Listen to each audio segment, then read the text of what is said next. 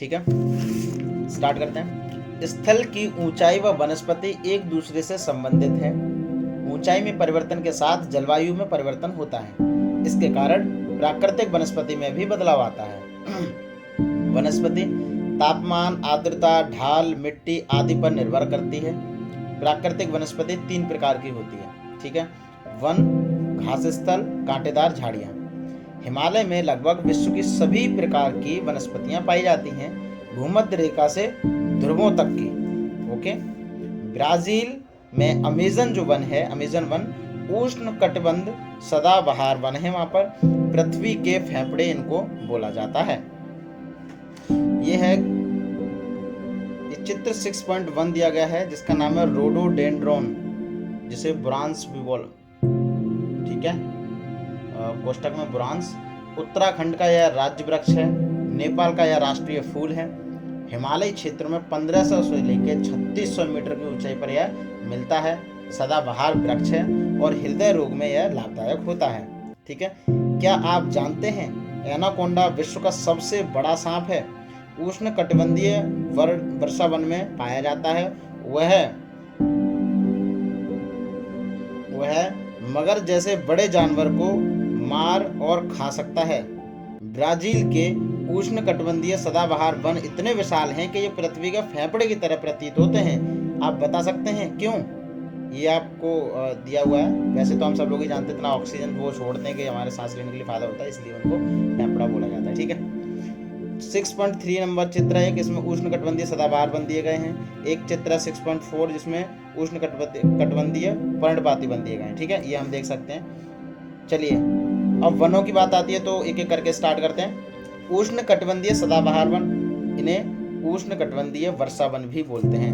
वृक्ष इसमें जो आते हैं वो हैं रोजवुड, आबूनस, महोगनी। इसमें वर्षा 200 से लेकर 400 सेंटीमीटर और वर्ष भर होती है। इसमें घने वितान होते हैं, सदाबहार वन होते हैं। इनमें पत्तियां अलग अलग समय पर झड़ती हैं। जड़ें कम गहरी होती हैं, पत्तियां चौड़ी होती हैं, तना कठोर और लंबा होता है। विश्व की सर्वाधिक जैव विविधता यहाँ पाई जाती है। और इसका अगर क्षेत्र देखें तो Amazon one, Congo basin, Malaysia, Indonesia, ये इसमें आते हैं। दूसरा है उष्ण कटिबंधीय पर्णपाती वन, जिन्हें मानसूनी वन भी बोलते हैं। इनका क्षेत्र भारत, उत्तरी ऑस्ट्रेलिया, मध्य अमेरिका। शुष्क मौसम, पत्तियों का झड़ना शुष्क मौसम में होता है। वृक्ष साल, सागवान, नीम, शीशम इसके प्रमुख वृक्ष हैं। जीव यहाँ पर बाघ, शेर, हाथी, गोल्डन लंगूर आदि मिलते हैं। ठीक है, ये एक चार्ट के द्वारा आप समझ सकते हो उष्ण कटिबंधीय सदाबहार वन कहाँ पर है, उष्ण कटिबंधीय पर्णपाती, मतलब ये सारे के सारे आप देख सकते हो, चार्ट के द्वारा समझ सकते हो। आओ कुछ करके सीखें। भारत में शीतोष्ण सदाबहार एवं शीतोष्ण पर्णपाती वन कहाँ पाए जाते हैं, उन राज्यों के नाम बताएं। ये है, आपको एक टारगेट दिया गया, आप चाहें तो ये कर सकते हैं। तीसरा है शीतोष्ण सदाबहार वन, यह मध्य अक्षांश पर मिलता है, तटीय प्रदेश। ठीक है, तटीय प्रदेशों पर। महाद्वीपों के पूर्वी किनारे लाइक दक्षिण पूर्वी अमेरिका, दक्षिणी चीन या दक्षिण पूर्वी ब्राजील आदि इनका क्षेत्र है। यहाँ पर वृक्ष जो है वो है बांज, चीड़, यूकेलिप्टस। चौथा है शीतोष्ण पर्णपाती वन, ये उच्च अक्षांशों की ओर यानी कि उत्तर पूर्वी अमेरिका, चीन, न्यूजीलैंड, पश्चिमी यूरोप के तटीय प्रदेशों पर मिलते हैं। शुष्क मौसम में इनका पत्तियां झड़ती हैं। वृक्ष बांज, ऐश, बीज जैसे मिलते हैं। जीव जंतु जो है यहाँ पर वो हिरण, लोमड़ी, भेड़िए तथा फीजेंट व मोनाल पक्षी, ये इंपॉर्टेंट है दोनों। पांचवा भूमध्य सागरीय वनस्पति, महाद्वीपों के पश्चिमी व दक्षिण पश्चिमी किनारे पर भूमध्य सागरीय यूरोप, दक्षिण अफ्रीका का दक्षिणी भाग, कैलिफोर्निया जो कि यूएसए में है, दक्षिणी चिली एंड दक्षिण पश्चिमी ऑस्ट्रेलिया आदि जगह भूमध्य सागरीय वनस्पति देखने को मिलती है। ग्रीष्मकालीन शुष्कता के कारण वृक्षों पर मोटी छाल व पत्तियां बाष्पोत्सर्जन को रोकती हैं। यानी कि ग्रीष्मकालीन शुष्कता के कारण वृक्षों पर मोटी छाल व पत्तियां जो होती हैं वो बाष्पोत्सर्जन की क्रिया को रोकती हैं। फलों की कृषि, संतरा, अंगूर, अंजीर, जैतून, विश्व का फलोद्यान भी यहाँ को इसको बोला जाता है। किसको? भूमध्य सागरीय वनस्पति। ओके, क्या आप जानते हैं भूमध्य सागरीय वृक्ष शुष्क ग्रीष्म ऋतु में स्वयं को ढाल लेते हैं। उनकी मोटी छाल एवं पत्तियां बाष्पोत्सर्जन को रोकती हैं। भूमध्य सागरीय प्रदेश को फलों की कृषि के कारण विश्व का फलोद्यान भी कहा जाता है। नेक्स्ट 6वां, शंकुधारी वन। यह उत्तरी गोलार्ध और उच्च अक्षांशों पर मिलते हैं, अर्थात 50 डिग्री से 70 डिग्री, जिन्हें टैगा वन भी बोला जाता है। ठीक है। अधिक ऊंचाइयों पर भी, जैसे हिमालय क्षेत्र, यहाँ भी लंबे नरम काष्ठ वाले सदाबहार वृक्ष होते हैं। इन वृक्षों का उपयोग लुगदी, अखबारी कागज, माचिस की पैकिंग करने के लिए होता है। ठीक है। और वृक्ष यहाँ पर चीड़, देवदार, जीव जंतु, रजत, लोमड़ी, मिंक और ध्रुवीय भालू ऐसे मिलते हैं। 7वां है टुंड्रा वन। 6वां था टैगा यानी शंकुधारी वन और 7वां टुंड्रा वन। ये काई व लाइकेन, ये ध्रुवीय क्षेत्रों में दिखता है। यहाँ पे जीव जंतु जो सील, बालराज, ध्रुवीय भालू, बर्फीली लोमड़ी ऐसे होते हैं। चित्र दिए गए हैं, आप देख सकते हैं। शंकुधारी वन के हिमाच्छादित शंकुधारी वन दोनों दिए गए हैं। ठीक है। अब आता है घास स्थल। ये अभी तक चल रहा था वन और वनस्पति। ठीक है। अब चल रहा है घास स्थल, क्योंकि 3 तरीके के थे प्राकृतिक वनस्पति, 3 तरीके की थी। वन जो कि हम कर चुके, अब है घास स्थल। ठीक है। घास स्थल पर चलते हैं। और तीसरा कौन सा था? कांटेदार झाड़ियां। तो अभी हम दूसरे पर हैं, घास स्थल पर। घास स्थल का पहला उष्ण कटिबंध घास स्थल। यह निम्न व मध्यम वर्षा वाले क्षेत्रों में होता है। 3 से 4 मीटर ऊंचाई। अफ्रीका का सवाना का मैदान। ठीक है। ब्राजील का कंपोस, वेनेजुएला का लानोस, हाथी, जेबरा, हिरन, तेंदुआ आदि यहाँ पर मिलते हैं। दूसरा है शीतोष्ण घास। मध्य अक्षांशीय क्षेत्रों में पाया जाता है। महाद्वीपों के भीतरी भाग में घास छोटी और पौष्टिक होती है। जंगली भैंस, बाइसन, एंटीलोप आदि यहाँ पर मिलते हैं। कटीली झाड़ियाँ मरुस्थलीय क्षेत्रों में पाई जाती है। महाद्वीपों के पश्चिमी किनारे पर होती है। उष्णकटिबंधीय क्षेत्रों में यह पाई जाती है। क्या आप जानते हैं विभिन्न प्रदेशों में घास स्थल विभिन्न नाम से जाने जाते हैं? जैसे उष्णकटिबंधीय घास स्थल पूर्वी अफ्रीका में सवाना बोला जाएगा, ब्राजील में कंपोस्ट बोला जाता है और वेनेजुएला में लानोस बोला जाता है। ऐसे ही शीतोष्ण कटिबंधीय घास स्थल को अर्जेंटीना में पैम्पास, उत्तरी अमेरिका में प्रेरी, दक्षिणी अफ्रीका में वेल्ड और मध्य एशिया में स्टेपी, ऑस्ट्रेलिया में डान इनको बोला जाता है। ठीक है। एक चार्ट के द्वारा भी समझ सकते हो आप। ठीक है। जैसे कि 30 डिग्री नॉर्थ से ऊपर अगर आप जाएंगे तो यह आप ले सकते हैं लगभग 90 डिग्री तक जा सकता है।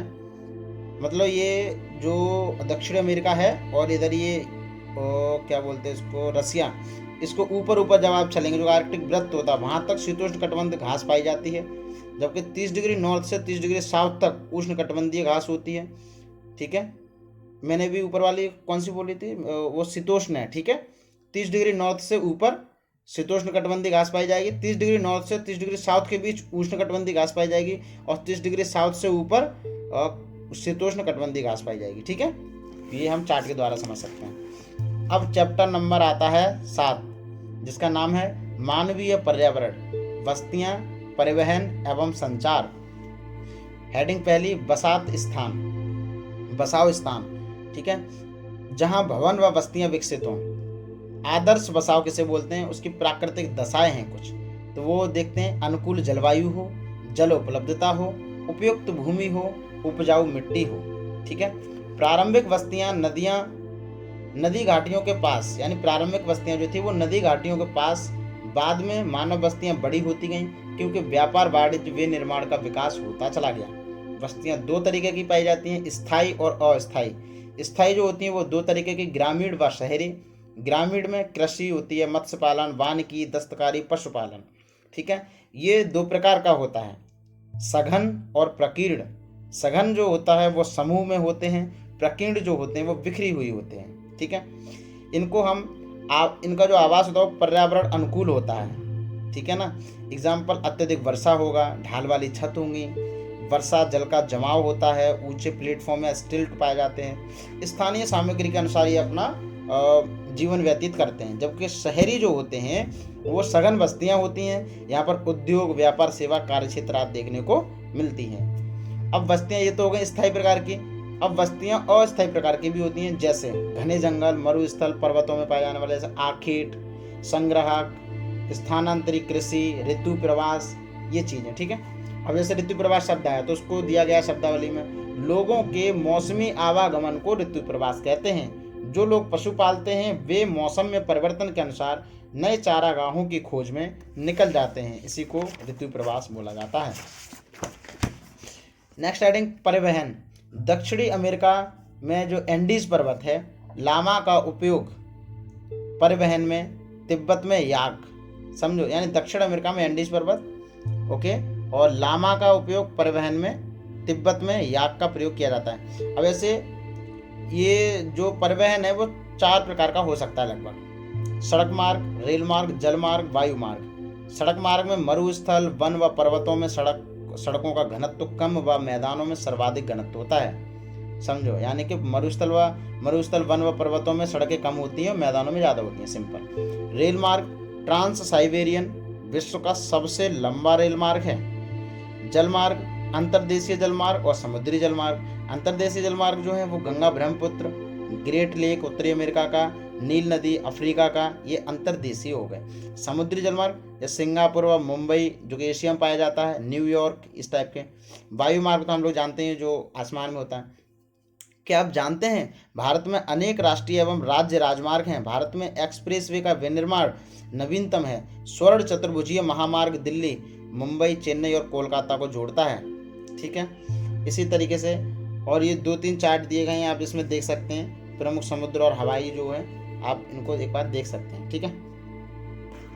और ये क्या आप जानते हैं, ये भी 2 और हैं जिन्हें मैं स्पष्ट रूप से पढ़ नहीं पा रहा हूँ, पढ़ने की कोशिश करता हूँ। एक ये है, क्या आप जानते हैं ट्रांस साइबेरियन रेल मार्ग विश्व में सबसे लंबा रेल मार्ग है, जो पश्चिम रूस में सेंट पीटर्सबर्ग से प्रशांत महासागरीय तट पर स्थित व्लादिवोस्टोक तक जाता है। एक तो ये चित्र दिया गया है, क्या आप जानते हैं, और एक और है जो है डाइनिंग में ल्हासा के बीच चलने वाली रेलगाड़ी समुद्र तल से 4000 मीटर की ऊंचाई पर चलती है, जिसका सबसे ऊंचा बिंदु समुद्र तल से 5072 मीटर है।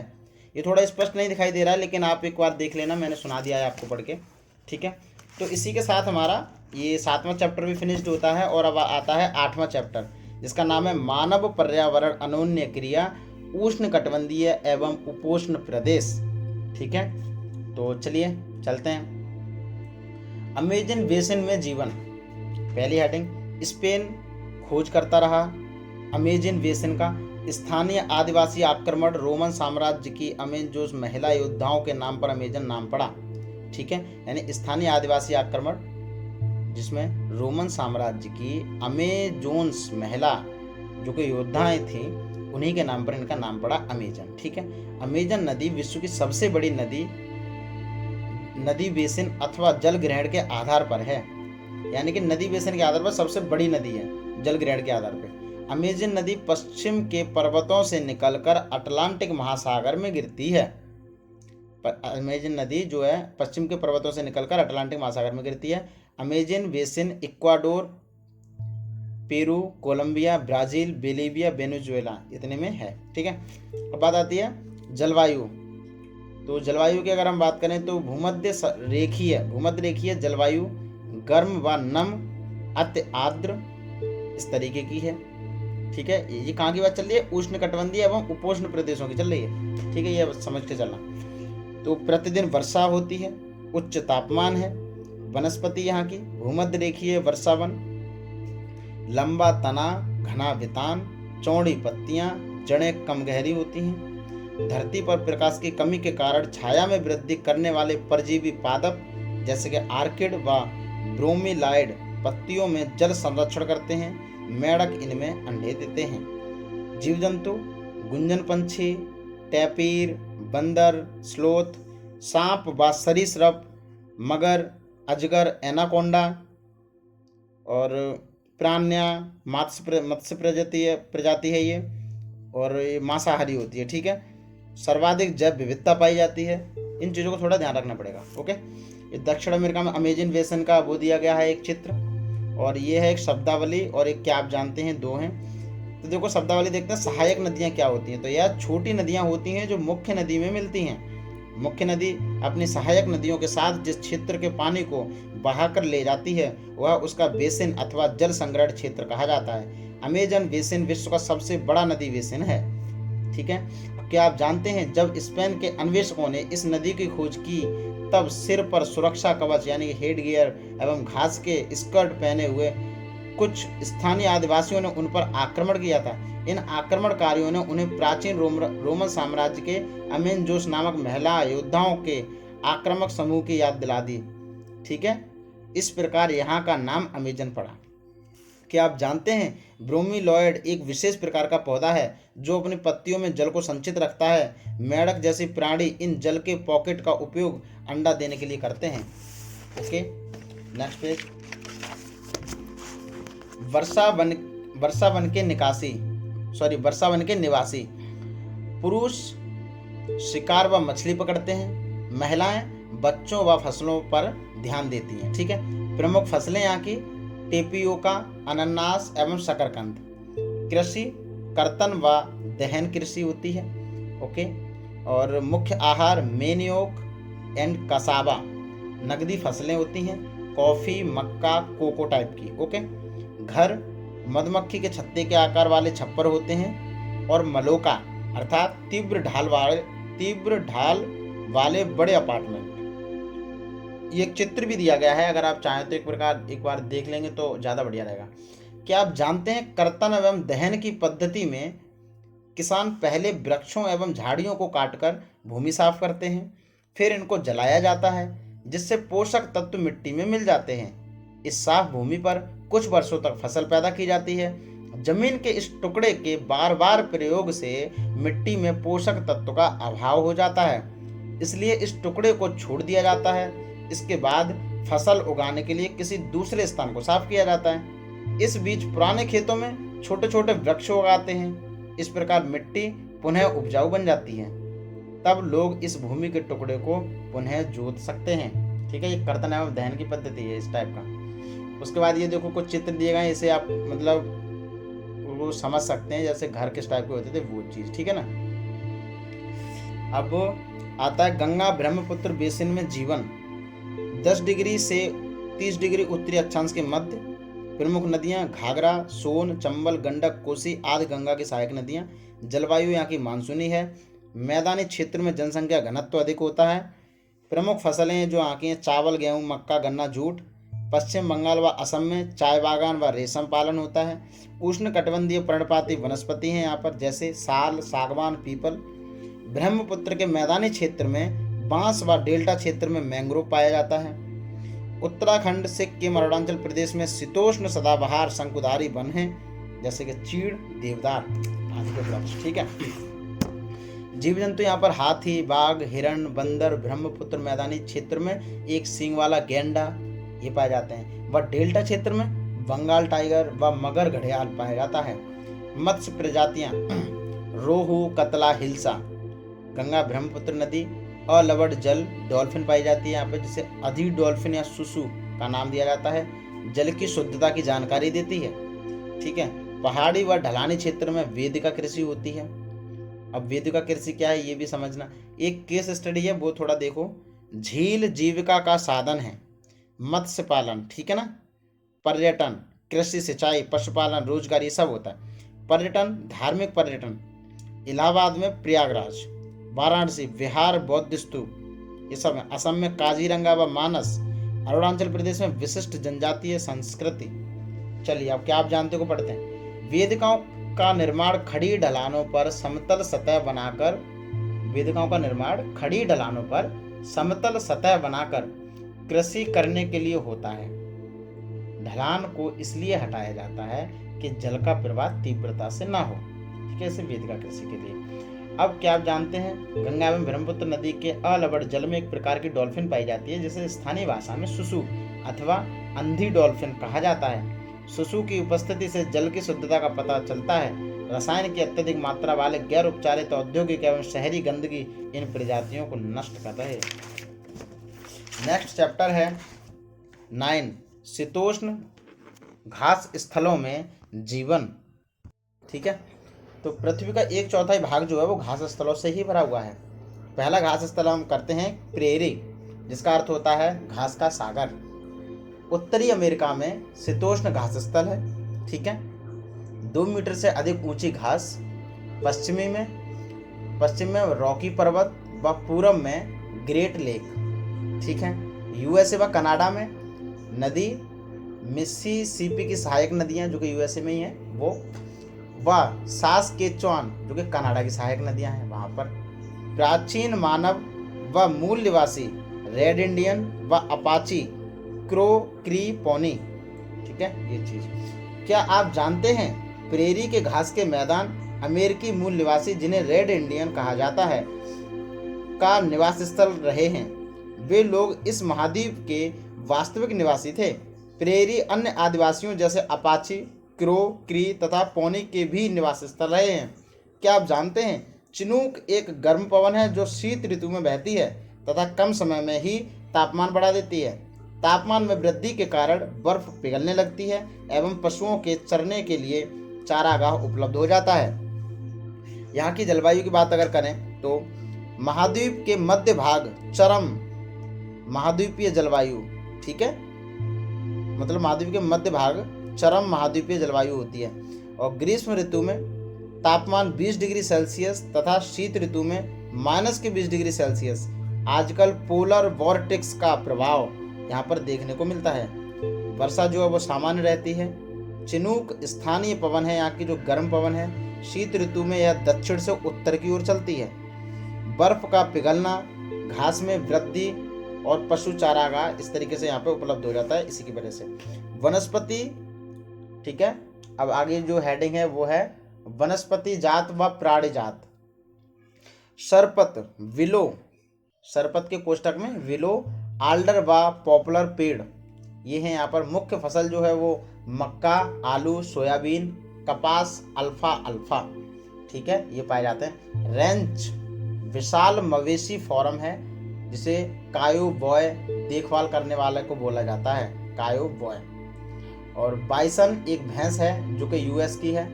अन्य जीव खरगोश, कायोट, गोफर, प्रेरी कुत्ता। कंबाइन संयंत्र, बुआई प्लस जुताई प्लस थ्रेसर के लिए, ठीक है, इसे कंबाइन संयंत्र बोला जाता है। मानव व अर्थव्यवस्था, किसान व पशुचालक। प्रेरी गेहूं उत्पादन सर्वाधिक, विश्व का धान्यागार बोला जाता है। दुग्ध उत्पादन व खाद्य प्रसंस्करण उद्योग हैं। विशाल औद्योगिक प्रदेश, सड़क, रेल, जल परिवहन, ठीक है। कोयला व लौह जैसे प्राकृतिक संसाधन। नदी जलमार्ग द्वारा अटलांटिक महासागर के बंदरगाहों से जुड़ाव, ये सारी चीजें हैं। अब आ जाओ वेल्ड घास स्थल। अभी कौन सा था, प्रेरी, अब है वेल्ड घास स्थल। शीतोष्ण घास है यहाँ। 600 से 1100 मीटर ऊंचाई तक ड्रेकिंसबर्ग पर्वतों से घिरा हुआ है। पश्चिम में कालाहारी मरुस्थल व उत्तर पूर्व में उच्च वेल्ड 1600 मीटर ऊंचाई। नदी ऑरेंज व लिम्पोपो। जलवायु महासागरीय प्रभाव, नम जलवायु है, यानी महासागरीय प्रभाव के कारण नम जलवायु। और शीत ऋतु ठंडी व शुष्क। वर्षा नवंबर से फरवरी। गर्म महासागरीय जलधारा का प्रभाव है। वनस्पति झाड़ियां, बबूल, मारोला। जीव शेर, तेंदुआ, चीता, कुडू, ठीक है। क्या आप जानते हैं दक्षिण अफ्रीका के ब्रिटिश उपनिवेश बनने से पहले यह वेल्ड नाम डच आदिवासियों द्वारा दिया गया था, ठीक है। अब यहाँ की मानव अर्थव्यवस्था, कहाँ की, वेल्ड घास स्थल। पशुपालन, कृषि, खनन, फसलें, मक्का, गेहूं, तंबाकू, गन्ना, कपास, आलू, ज्वार, अखरोट। पशुपालन मेरिनो भेड़, ऊन व बांस, ठीक है। और खनिज सोना, हीरा।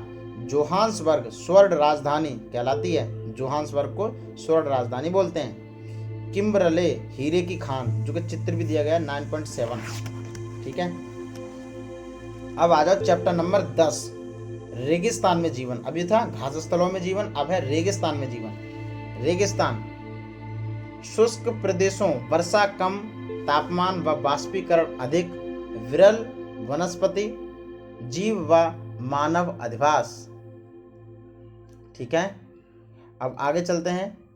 सहारा रेगिस्तान ठंडे व गर्म दोनों तरीके के होते हैं। ठीक है, और अब आते हैं सहारा, जो कि गर्म रेगिस्तान है, विश्व का सबसे बड़ा रेगिस्तान है। क्षेत्रफल इसका है 8.54 लाख वर्ग किलोमीटर, 11 देशों में विस्तृत है।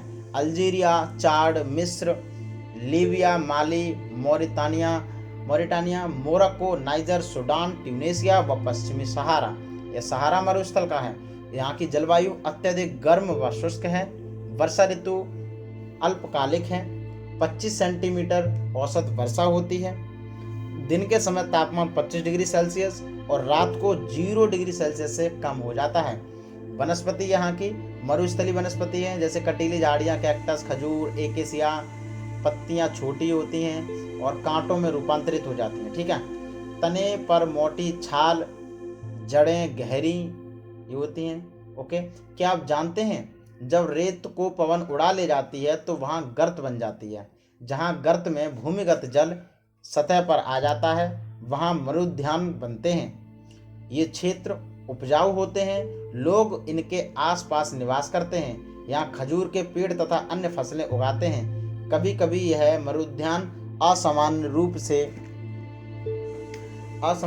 से बड़ा भी हो सकता है। मोरक्को में टेफ्रिलालेट मरुद्यान ऐसा ही एक विशाल मरुद्यान है जो 13,000 वर्ग किलोमीटर के क्षेत्र में फैला हुआ है।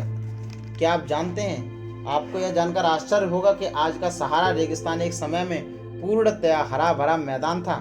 सहारा की गुफाओं से प्राप्त चित्रों से ज्ञात होता है कि यहाँ नदियाँ तथा मगर पाए जाते थे। हाथी, शेर, जिराफ, शुतुरमुर्ग, भेड़, पशु तथा बकरियां सामान्य जानवर थे, परंतु यहाँ के जलवायु परिवर्तन ने इसे बहुत गर्म व शुष्क प्रदेश में बदल दिया। क्या आप जानते हैं, वैज्ञानिकों को तो यहाँ से मछलियों के कंकाल भी मिले हैं। आपके अनुसार ये क्या हो सकते हैं? क्या आप जानते हैं, सहारा के अल अजीजिया क्षेत्र में, जो त्रिपोली लीबिया के दक्षिणी भाग में स्थित है, यहाँ का सबसे अधिक तापमान 1922 में 57.7 डिग्री सेल्सियस दर्ज किया गया था। ओके, अब चलते हैं मरुद्यान। मरुद्यान किसे कहते हैं? पवन द्वारा रेत को उड़ाकर ले जाने पर गर्तों का निर्माण तथा भूमिगत जल अपने आप सतह पर आ जाता है, वह मरुद्यान का रूप ले लेता है। जैसे मोरक्को में टेफिलालेट मरुद्यान 13,000 वर्ग किलोमीटर, यहाँ खजूर के बाग व फसलें होती हैं। जीव जंतु ऊंट, छिपकलियां, सांप, बिच्छू आदि। यहाँ की मानव अर्थव्यवस्था बेदुइन व त्वारेग प्रमुख चलवासी जनजाति जो बकरी, भेड़, ऊंट, घोड़े पालते हैं। कृषि खजूर, चावल, गेहूं, जौ, सेम, कपास। खनिज लोहा, फास्फोरस, मैग्नीज, यूरेनियम। और चित्र दिया गया है 10.3। और सहारा रेगिस्तान में मरुद्यान किस टाइप का होता है वो आप देख सकते हैं। ओके, लद्दाख ठंडा रेगिस्तान और यहाँ हिमभूमि है। खा डैश पा डैश चान। ला पर्वतीय दर्रा है, जो कि पर्वतीय दर्रा, और दाख जो है वो देश को बोला जाता है, इसलिए इसको लद्दाख ऐसे करके बोलते हैं। ठीक है, और द्रास लद्दाख में एक जगह है जो कि सबसे ठंडे स्थानों में से एक है। बृहद हिमालय में स्थित है लद्दाख, जो ठंडा रेगिस्तान है वो। और उत्तर में काराकोरम पर्वत श्रेणी व दक्षिण में जांस्कर श्रेणी है। नदी यहाँ पर सिंधु और श्योक हिमानी, गैंगरी हिमानी है यहाँ पर एक। ठीक है, यहाँ की जो जलवायु है वो अत्यधिक शीतल व शुष्क है। ऊंचाइयों पर वायु की परत पतली होने के कारण सूर्य की गर्मी की अत्यधिक तीव्रता महसूस होती है। हिमालय का वृष्टि छाया प्रदेश है। 10 सेंटीमीटर औसतन वर्षा रहती है। वनस्पति छोटी घास व झाड़ियाँ, और घाटी में सरपत, विलो, क्रिकेट, बल्ला, पॉपुलर के उपवन। ग्रीष्म ऋतु में सेब, खुबानी व अखरोट। जीव जंतु रॉबिन, तिब्बती स्नोकॉक, रेवैन व छूप। प्रमुख पक्षी जंगली बकरी, यानी जो रेवैन और ये छूप है ना, ये प्रमुख पक्षी हैं यहाँ के। और जंगली बकरी, स्नो लेपर्ड, याक, ये सब जीव। चीरू जो कि तिब्बती एंटीलोप है। शहतूश ऊन, शहतूश ऊन हल्की व अत्यधिक गर्म होती है, यह विलुप्त प्राय है। ओके, आगे मानव व अर्थव्यवस्था।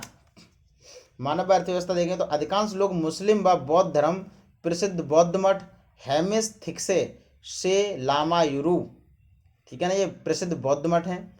और कृषि जौ, आलू, मटर, सेम, शलजम। मुख्य व्यवसाय पशुपालन व पर्यटन। यहाँ पे 10.5 में कुछ मठ दिए गए हैं, वो देख सकते हैं। क्या आप जानते हैं मनाली लेह राजमार्ग 4 दर्रों से गुजरता है? रोहतांग ला, बारालाचा ला और लुन गालाचा ला एवं टंगलंग ला।